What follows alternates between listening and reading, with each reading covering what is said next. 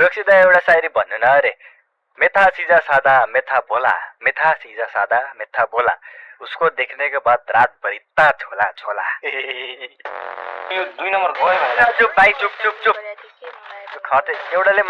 खेल्दिन लामो म गए लामो गाइस क्लच कसरी हाल्नु सिकाउँछु है तिमीहरूलाई आज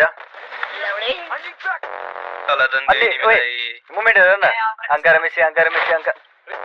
ए लामो एउटा एनिमीले झुमाहा रन म चाहिँ किन हेड लाग्दैन भनेको त ओन्ली हेड पो रहेछ रुक रुक विमर्श डान्छु विमर्श डाउन है रुक रुक अब म जे भन्छु त्यही भन् बाँच्नु छ भने